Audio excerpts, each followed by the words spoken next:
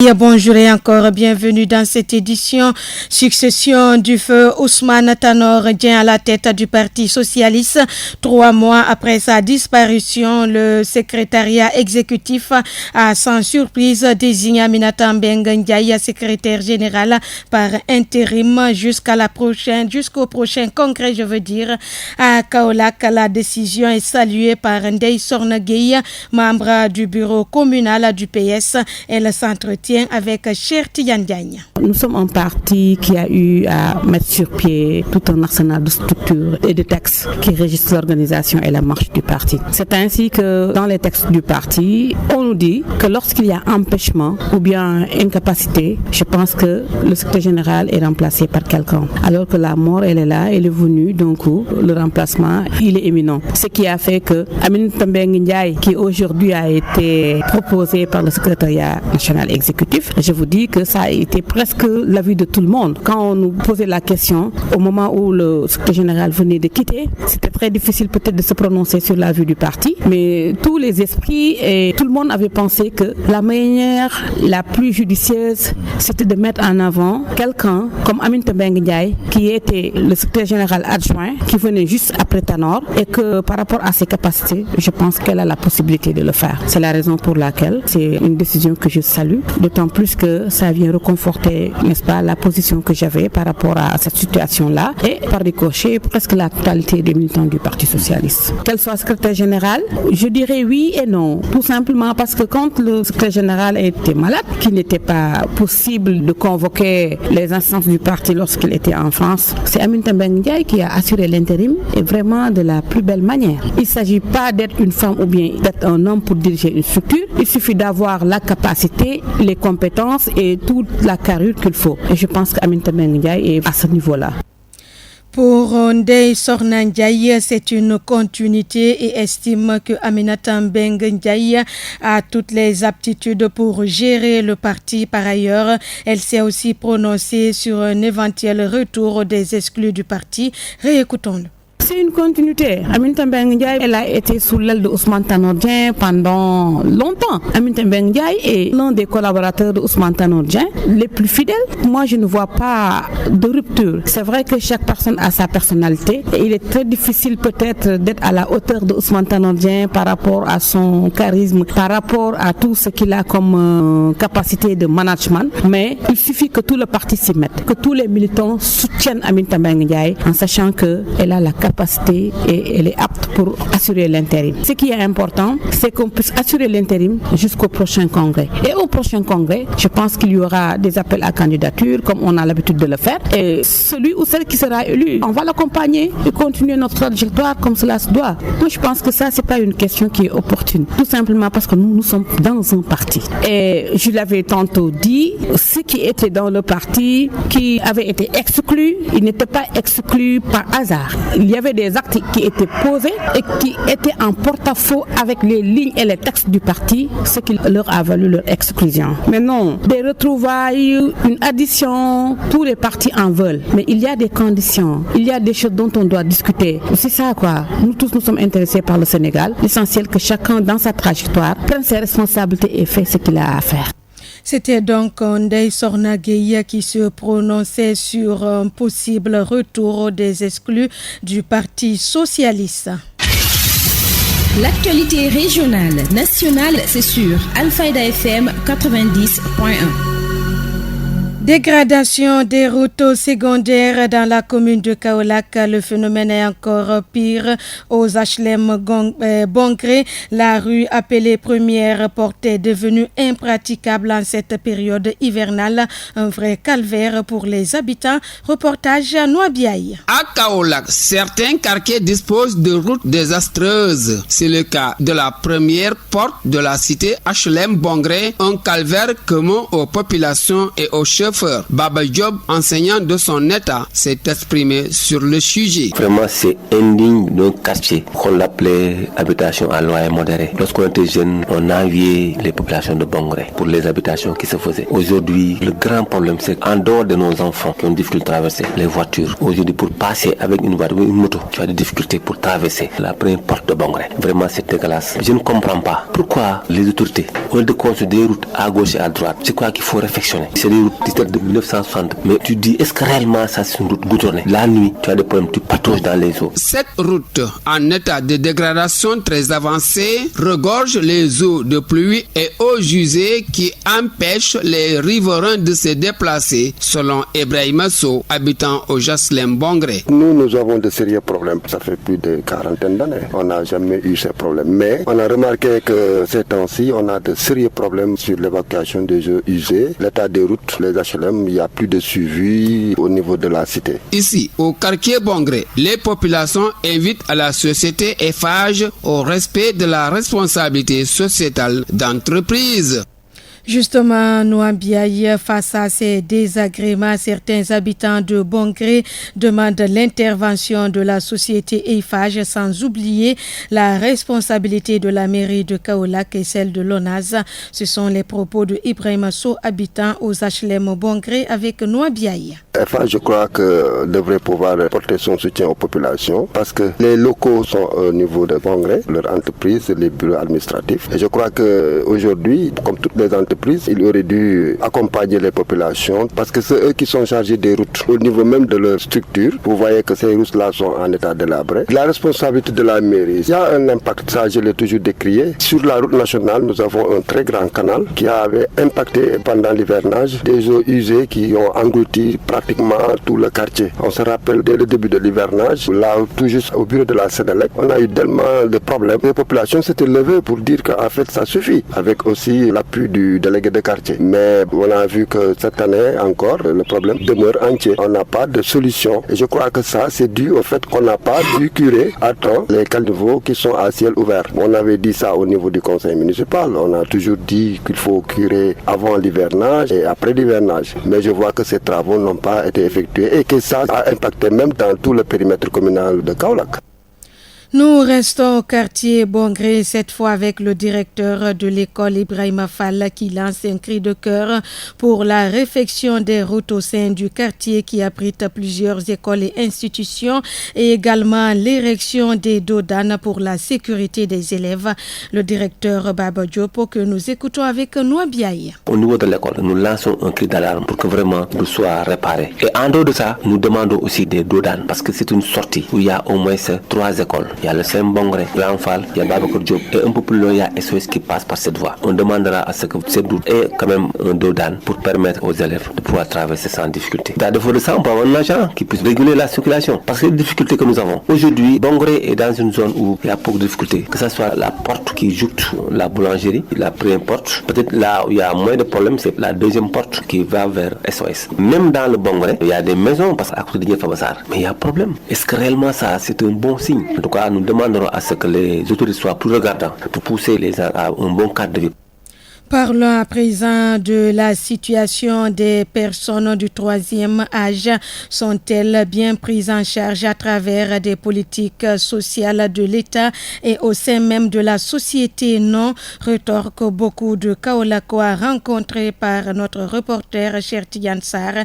Ces personnes âgées réclament plus de considération et de soutien de la part de l'État. Reportage. Les personnes âgées sont complètement laissées en rade dans la politique sociale de l'État du Sénégal, d'après une femme présidente du mouvement national des policiers à la retraite du Sénégal, trouvée assise sous un arbre avec ses camarades, habillés en sabador de taille moyenne. Ce policier à la retraite âgé de la cinquantaine a du mal à parler de la situation des personnes âgées au Sénégal. Les personnes âgées, c'est-à-dire des personnes retraitées. Après la retraite, c'est le troisième âge. Mais ici au Sénégal, surtout nous, les retraités de la police, nous sommes les oubliés de la nation. L'État n'a rien fait pour nous, rien du tout. Aucune politique sociale d'accompagnement. Il n'y a aucune politique sociale d'accompagnement concernant les retraités de l'FNR. On n'a rien. Nous, on a travaillé pour la nation. On a tout fait pour cette nation. Mais on n'a pas été récompensé à la retraite. Rien n'a été fait. On réclame la pension militaire que nous avons toujours réclamée. L'augmentation des salaires comme on a augmenté du côté de l'IPRES. Nous n'avons rien reçu des gouvernements qui sont passés par là. À quelques encablures de là, nous sommes à la caisse de sécurité sociale. Ici, on trouve des personnes âgées en train même de discuter, mais selon âgés de la soixantaine, originaires de Gamboul, les personnes âgées au Sénégal ne sont pas bien considérées.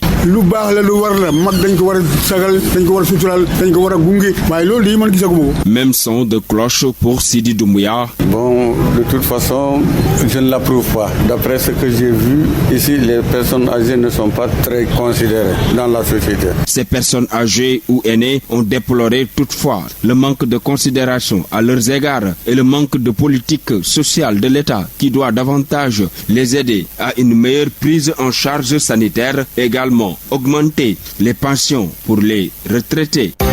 Vous suivez le journal sur Radio Al-Fayda à Kaola. La famille des établissements bancaires s'agrandit à Kaolack. La banque panafricaine Orabank s'installe dans la capitale du Saloum. Elle a inauguré son agence ce jeudi en présence du gouverneur de la région. Une cérémonie au cours de laquelle Aliou Badara Mbengue a souligné que la sécurité des institutions bancaires est une priorité pour le pouvoir public.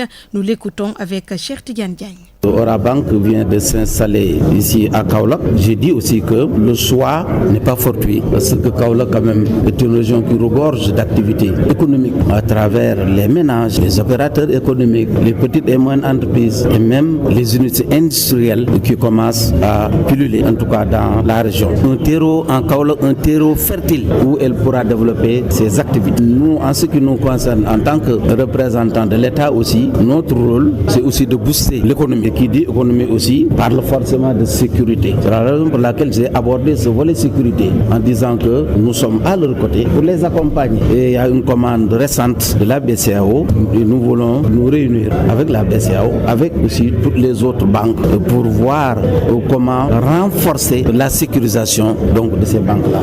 C'est vrai, ces banques ont des vigiles, mais ces vigiles-là aussi sont en quelque sorte des auxiliaires et que la sécurité, véritablement parlant, donc, est du ressort de la police, de la gendarmerie, bref, des forces de défense, de sécurité, donc étatiques. La raison pour laquelle l'année dernière nous avons remarqué quelques cas d'attaques par-ci, par-là. C'est la raison pour laquelle nous voulons vraiment donc anticiper, enrayer donc toutes ces velléités-là en renforçant ce système donc de sécurisation de ces établissements bancaires et financiers. Une occasion pour le directeur général de Orabank de vanter les performances de son institution avant d'assurer qu'il compte participer au développement de la région. Le directeur Luc Mario. Je pense que la chose la plus importante dans une banque, c'est la première chose, c'est que votre argent soit en sécurité. Votre argent est en sécurité chez Orabank, qui est un groupe de plus de 2500 milliards de bilan, la troisième capitalisation boursière sur le marché régional et des actionnaires prestigieux comme la Banque ouest-africaine de développement ou l'État français. Nous sommes réellement, en tout cas, engagés démarches de solidité et cette solidité nous permet de collecter des ressources et ensuite de prêter une partie de ces ressources à notre clientèle. Je pense que ce qui fera la différence, c'est d'essayer et d'être satisfait et ensuite de recommander. Et c'est comme ça que l'on a grandi depuis 5 ans. Et à 5 ans, on était la dernière banque au Sénégal. Nous avons multiplié notre total de bilan par plus de 20 en 5 ans. Et nous voulons tout simplement reproduire la même chose à Kaolack, sans forcément faire de bruit, mais avec la professionnalisme et l'expertise de nos équipes. Nous avons une politique de sponsoring au niveau de la banque qui n'est pas celle de Kaolack, qui est globale. Par exemple, il y a le Grand Magal de Touba. On contribue également aux Journées mondiales de la jeunesse de l'Église catholique. Donc, on regardera les événements qui nous sont proposés à Kaolack et certainement, dans l'année 2020, on s'intéressera à associer notre image et surtout à aider les plus importants certains événements. Lutte contre le cancer du sein et du col de l'utérus, la caravane Octobre Rose a sillonné les artères principales de la ville de Kaolack ce jeudi. Une initiative de la région médicale qui consiste avant tout à sensibiliser l'opinion sur la maladie dans le cadre des programmes de ce mois d'octobre dédié au cancer. Salif Diallo, chargé de l'information à la région médicale, nous en dit plus au micro de Cherti Yandiagne.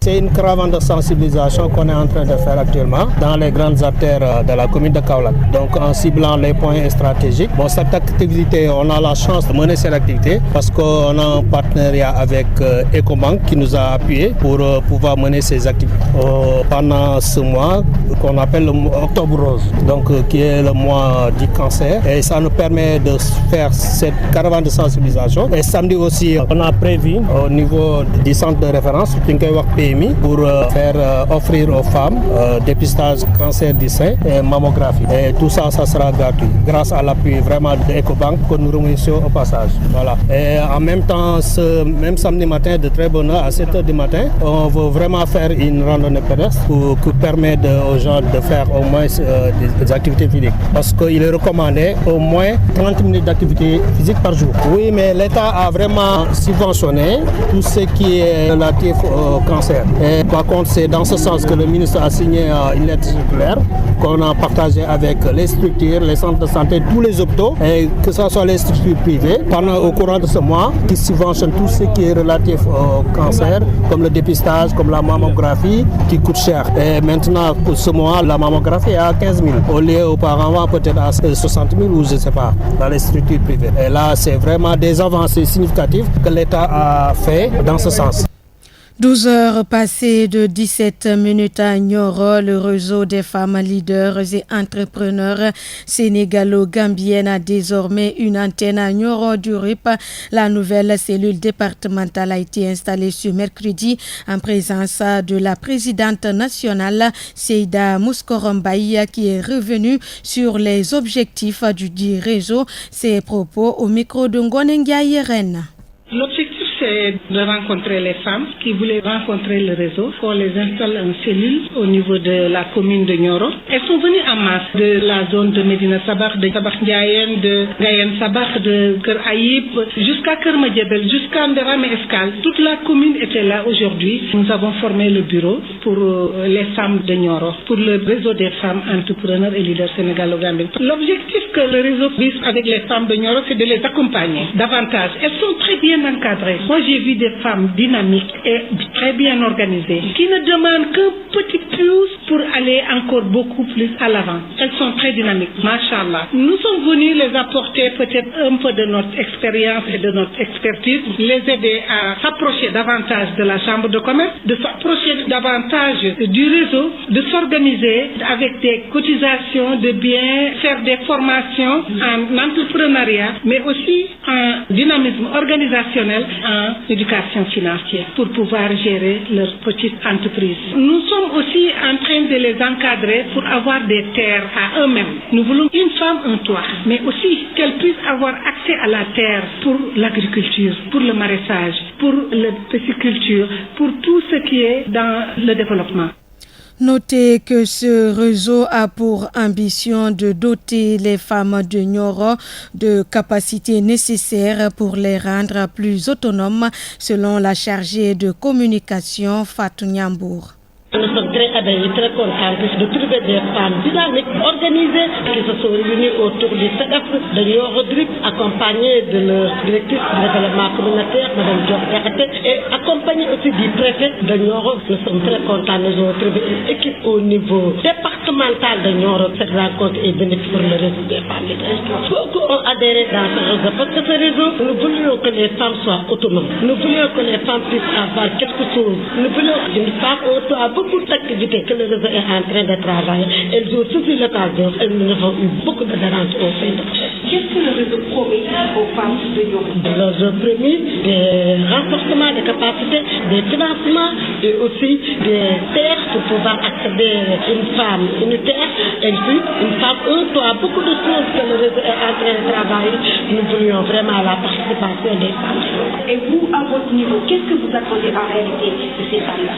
Qu'elles viennent vers nous, qu'elles sachent que le réseau des femmes leaders entrepreneurs sénégalo-gambiennes, c'est un réseau qui est étendu au niveau national et international. Et nous voulons que chaque département, chaque commune du Sénégal puisse accéder à ce réseau pour qu'on puisse avoir un développement durable.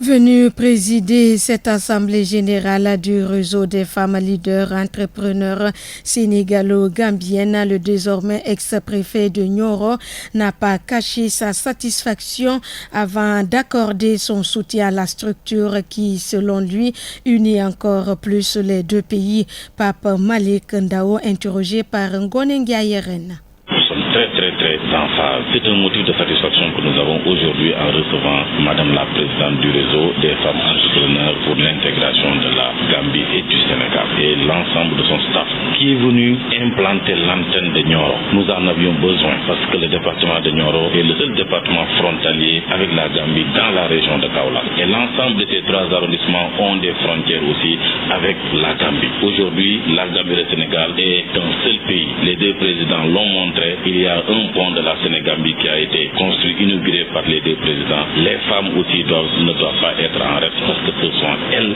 les piliers de l'économie de ces deux pays. Nous encourageons le dynamisme de ces dames et nous allons les soutenir dans toutes leurs actions, que ce soit des actions de développement, mais aussi des actions d'intégration régionale entre ces deux pays. Et qu'en est-il de l'autonomisation de la femme? Nous croyons que cette autonomisation-là est réelle. En tout cas, au Sénégal, le gouvernement pose chaque jour des actes pour l'autonomisation des femmes. Le gouvernement gambien aussi n'est pas en reste. Et nous croyons qu'avec ce réseau qui sera un embryon, un lien qui unira ces deux pays, l'autonomisation des femmes deviendra une super réalité, Inch'Allah. Retour à Kaolack pour un autre temps fort de l'actualité. Il s'agit de la nuit de Laylatul Katmiya à jour J-4. Les préparatifs vont bon train à Léona Niassène et à Medina Baye. En attendant, nous continuons de revisiter la vie et l'œuvre du saint homme, Cheikh Ahmad Tidiane Chérif, avec Cheikh Tidiane Sarr. Cheikh Ahmed Tidiane Chérif radiallahu anhu, d'un blanc roncé, son allure princière, bien qu'il soit le plus humble, marque en lui sa haute lignée, demandant rien à personne et fut honoré de grâces qui faisaient qu'il ne comptait que sur Dieu. Cheikh Ahmed Tidiane Chérif radiallahu anhu, ou Seydina Ahmed Tidiane, avant son décès, confia au pôle Sidi Haj Ali Tamassini la maîtrise de la tariqa ainsi que la tutelle sur ses deux héritiers qui étaient encore jeunes, Sidi Mohamed El Habib et son frère Sidi Mohamed El Kabir. Ainsi, à leur immense maîtrise spirituelle particulière, s'est ajoutée la maîtrise temporelle de la voix. Il laissa comme héritier à sa mort Sidi Ahmad Amar qui n'avait que 3 ans et qui, dès son adolescence, eut de nombreux devoirs avec les colonisateurs français. Ceux-ci n'hésitant pas à l'envoyer en résidence surveillée à Bordeaux durant cette période de troubles. La maîtrise de la tariqa fut assumée temporairement par le calife de Tamassini, Sidi Mohamed El Aïd, et les khalifes qui se succédèrent par la suite, notamment Sidi Bachir Tidjani, Sidi Alal Tidjani, Sidi Mohamed El Kabir Tidjani, Sidi Mohamed Tidjani, Sidi Taïb Tidjani, Sidi Ali Tidjani, Sidi Al Abdel Jabbar Tidjani, ainsi que Sidi Haj Mohamed Tidjani. Actualité internationale. L'actualité ailleurs dans le monde, une série de brèves réalisées par nos partenaires de la Voix de l'Amérique. En Tunisie, les deux candidats au second tour de la présidentielle de dimanche ont repris hier leur campagne au lendemain de la libération du publicitaire Nabil Karoui. Un débat télévisé aura lieu ce soir entre M. Karoui et l'universitaire Kaïs Sayed. Actualité internationale. Amnesty International a dénoncé hier l'actuel climat de répression du mouvement populaire de contestation en Algérie. Cette sortie coïncide avec l'arrestation d'un autre responsable associatif. Actualité internationale. Le Soudan a nommé à la tête de son système judiciaire une femme, la première de l'histoire de ce pays. Ancienne juge de la Cour suprême, Nemat Abdullah Khair, supervise désormais l'ensemble du système judiciaire du Soudan, entré fin septembre dans une période de transition après la destitution par l'armée du président Omar el-Béchir le 11 avril sous la pression populaire. Sa nomination fait suite à une autre première, celle d'Asma Mohamed Abdallah au poste de ministre des Affaires étrangères. Actualité internationale. Le président français Emmanuel Macron a encouragé hier son homologue camerounais Paul Biya à mettre réellement en œuvre le dialogue politique après la libération du principal opposant Maurice Kamto, qu'il a salué. Les deux chefs d'État ont eu un tête-à-tête à l'occasion de la réunion du Fonds pour la lutte contre le sida, le paludisme et la tuberculose à Lyon, en France. Yaoundé a organisé ces dernières semaines un grand dialogue national pour dénouer le conflit meurtrier qui l'oppose à des séparatistes anglophones dans les régions du Nord-Ouest et du Sud-Ouest. Actualité internationale. Au Mali, le Premier ministre Boubou Cissé s'est rendu hier dans le centre du pays pour la première fois depuis les attaques de djihadistes le 30 septembre et le 1er octobre contre les camps militaires de Boulkessi et de Mondoro. Monsieur Cissé a exprimé la reconnaissance de la nation malienne à 6 blessés alités à l'hôpital de Sévaré. À quelques kilomètres de là, à Mopti, devant des centaines de soldats, il a assuré que son gouvernement mettra tout en œuvre pour renforcer le dispositif militaire. Actualité internationale. Au même moment, toujours au Mali, le général démissionnaire et opposant Moussa Sinko Koulibaly s'est expliqué devant les gendarmes sur des propos tenus sur Twitter après Boulkessi et considérés par le pouvoir comme des appels à un coup d'État. Il appartient à ceux qui m'ont convoqué aujourd'hui de bien analyser ce que j'ai dit et d'y donner la suite appropriée, a dit Moussa Sinko Koulibaly, sorti libre de son audition. Actualité internationale. Et sport.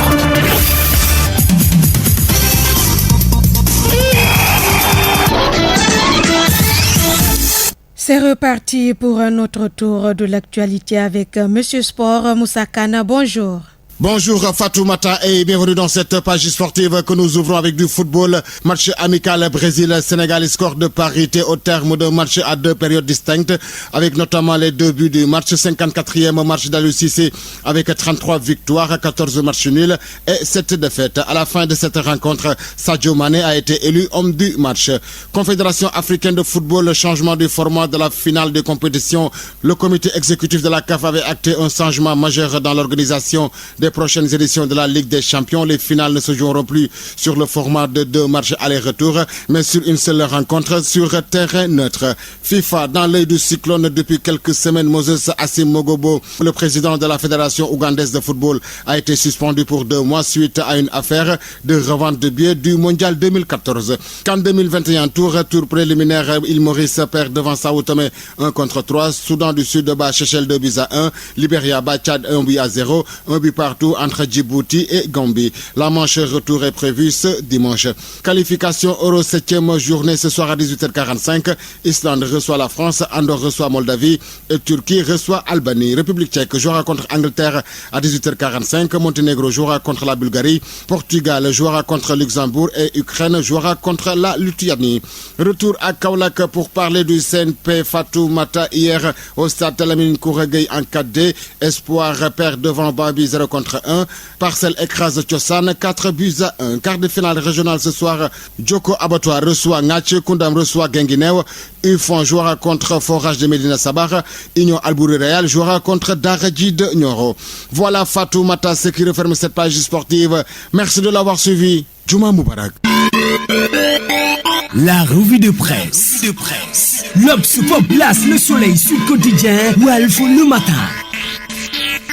12 heures passées de 29 minutes, c'est le moment de retrouver la reine pour la revue des quotidiens Gonendiaï. Bonjour. Le juge ouvre le dossier, annonce à ce sujet le journal Le Quotidien, revenant à sa une sur l'audition du député et leader du parti PASTEF, patriote du Sénégal pour le travail, l'éthique et la fraternité, entendu hier jeudi par le juge d'instruction. Une audition qui fait suite à sa plainte avec constitution de partie civile dans l'affaire dite des 94 milliards relative au titre foncier 145R, rapporte toujours Le Quotidien. Cette affaire porte sur un dossier d'indemnisation foncière relatif à un vieux contentieux au sujet d'un terrain appartenant à des familles de la communauté Lébou, approprié par l'État pour cause d'utilité publique. L'ancien inspecteur des impôts, devenu député après sa radiation de la fonction publique, accuse dans cette affaire de hautes fonctionnaires, dont l'ancien directeur directeur des domaines Mamour Diallo d'avoir détourné de l'argent.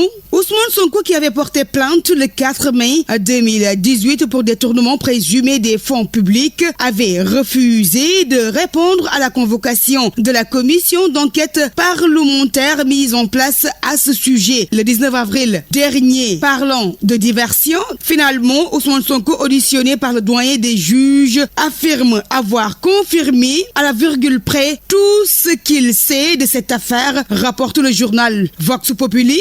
Et sur ce, le leader du PASTEF ne semble pas être ébranlé par ce qui va se passer aujourd'hui à l'Assemblée nationale avec la plénière sur l'affaire dite des 94 milliards, parle de théâtre et de mise en scène. Et tout juste après son audition, le leader du PASTEF a filé directement vers le siège de son parti. Devant ses militants, il a encore défié le régime dans cette affaire, relève l'Observateur. Sonko persiste et maintient ses accusations de détournement dans cette affaire foncière, alors même que ce dossier sera au menu de l'Assemblée nationale prévu ce vendredi, selon Sud Quotidien. Poursuivant toujours, les militants de PASTEF se disant convaincus que l'État du Sénégal veut liquider politiquement Sonko, assurent être prêts à donner leur vie, indique le quotidien.